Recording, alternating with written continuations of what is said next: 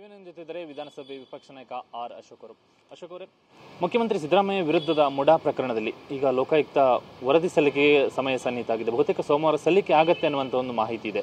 ಆದರೆ ಒಂದಷ್ಟು ಮಾಹಿತಿಗಳ ಪ್ರಕಾರವಾಗಿ ಮುಖ್ಯಮಂತ್ರಿಗಳಿಗೆ ಕ್ಲೀನ್ ಚಿಟ್ ಸಿಗಬಹುದು ಅನ್ನುವಂಥ ಒಂದು ಮಾತುಗಳು ಕೂಡ ಕೇಳಿಬರ್ತಾ ಇದೆ.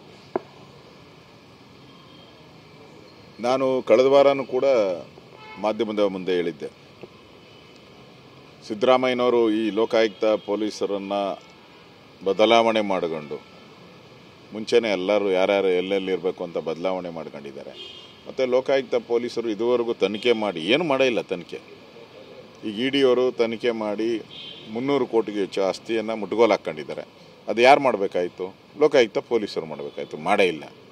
ಮತ್ತು ಯಾರನ್ನೂ ಅರೆಸ್ಟ್ ಮಾಡಲೇ ಇಲ್ಲ. ಇದುವರೆಗೂ ಯಾರನ್ನೂ ಅರೆಸ್ಟ್ ಮಾಡಿಲ್ಲ, ಎನ್ಕ್ವೈರಿ ಮಾಡಿಲ್ಲ, ಕೋರ್ಟ್ ಪ್ರೊಡ್ಯೂಸೇ ಮಾಡಿಲ್ಲ, ಯಾರನ್ನೂ ಮಾಡಿಲ್ಲ.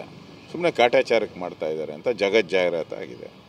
ಮತ್ತು ಲೋಕಾಯುಕ್ತ ಪೊಲೀಸರು ಅವರು ಮುಂದೆ ಅವ್ರಿಗೆ ಪ್ರಮೋಷನ್ಸು, ಪೋಸ್ಟಿಂಗು ಅವರು ಆ ಚಿಂತೆಯಲ್ಲಿದ್ದಾರೆ. ಮತ್ತು ಅವರೇನು ರಿಪೋರ್ಟ್ ಕೊಡೋಕ್ಕೆ ಸಾಧ್ಯ? ಅವರೇನಿದ್ರು ರಿಪೋರ್ಟ್ ಕೊಡೋದೇ ಗ್ಯಾರಂಟಿ, ಅವರು ಕೊಟ್ಟೇ ಕೊಡ್ತಾರೆ ಅಂತ ಆ ಥರ ರಿಪೋರ್ಟನ್ನು ರೆಡಿ ಮಾಡಿದ್ದಾರೆ. ಅಧಿಕಾರಿಗಳ ಮೇಲೆ ಹಾಕಿ ಅಧಿಕಾರಿಗಳೇ ಎಲ್ಲ ತಪ್ಪು ಮಾಡಿದ್ದಾರೆ, ಸಿದ್ದರಾಮಯ್ಯ ಏನು ತಗೊಂಡೇ ಇಲ್ಲ ಅಂತ. ಅಧಿಕಾರಿಗಳು ತಪ್ಪು ಮಾಡಿದ್ದಾರೆ, ಅವ್ರ ಹೆಂಡತಿ ಹೆಸರಿಗೆ ಅವ್ರ ಮಕ್ಕಳ ಹೆಸರು ಬರ್ಸ್ಕೊಂಡಿದ್ದಾರೆ. ಅವರು ಇಲ್ಲಲ್ಲ. ಅದರಿಂದ ಇಲ್ಲಿ ತಪ್ಪಾಗಿರೋದು, ಲೂಟಿ ಮಾಡಿರೋದು ಸುಮಾರು 1500ಕ್ಕೂ ಹೆಚ್ಚು ಲೂಟಿ ಮಾಡಿರೋರು ಕಾಂಗ್ರೆಸ್ಸಿನ ಮುಖಂಡರುಗಳು. ಮುಖ್ಯಮಂತ್ರಿಯಿಂದ ಹಿಡಿದು ಎಲ್ಲ ಕಾಂಗ್ರೆಸ್ ಲೂಟಿ ಮಾಡಿರೋದು. 3,000-4 ಸಾವಿರ ಕೋಟಿ ಜನರುಗಳ ದುಡ್ಡನ್ನು ಲೂಟಿ ಮಾಡಿದ್ದಾರೆ. ಅದನ್ನು ತನಿಖೆಯನ್ನು ಬಿಟ್ಟಿಲ್ಲ. ನಾನು ಬರೆದಿದ್ದೀನಿ, ನಾನು ಇದುವರೆಗೂ ಒಂದು 10 ಪತ್ರ ಬರೆದಿದ್ದೀನಿ. ಮೋಡಾದಲ್ಲಿ ಯಾರ್ಯಾರು ಸೈಟ್ ಏನು ಕೊಟ್ಟೇ ಇಲ್ಲ. ವಿರೋಧ ಪಕ್ಷಕ್ಕೆ ನಾಯಕನೇ ಕೊಟ್ಟಿಲ್ಲ ಅಂದಮೇಲೆ ಇನ್ನು ಲೋಕಾಯುಕ್ತಕ್ಕೆ ಏನು ಕೊಡ್ತಾರೆ? ಅವರು ಲೋಕಾಯುಕ್ತ ಕಾಟಾಚಾರಕ್ಕೆ ಮಾಡಿ ಮುಚ್ಚಾಕಬೇಕು, ಏನು ಬೇಕೋ ಅದನ್ನು ರೆಡಿ ಮಾಡ್ತಾ ಇದ್ದಾರೆ ಅಷ್ಟೇ.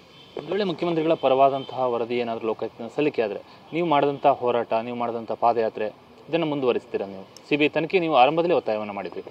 ಇಲ್ಲ, ನಾವು ಜನಗಳಿಗೆ ತಿಳಿಸ್ಬೇಕಾಗಿದ್ದು, ಇದು ಅವರ ಆಡಳಿತ ಪಕ್ಷ, ಅವ್ರ ಕೈಯಲ್ಲಿ ಅಧಿಕಾರ ಇದೆ, ಅವರು ಎಲ್ಲವನ್ನ ಮುಚ್ಚಾಕ್ತಾರೆ. ನಾವು ವಿರೋಧ ಪಕ್ಷವಾಗಿ ಜನಗಳ ಮುಂದೆ ತಿಳಿಸ್ಬೇಕಾಯಿತು, ಅದನ್ನು ತಿಳಿಸಿದ್ದೀರಿ. ಮತ್ತು ನಮ್ಮ ಹೋರಾಟ ಏನಿದೆ CBI ಅದನ್ನು ಮುಂದುವರಿಸ್ತೀರಿ, ಹೋರಾಟ ಮಾಡೇ ಮಾಡ್ತೀರಿ.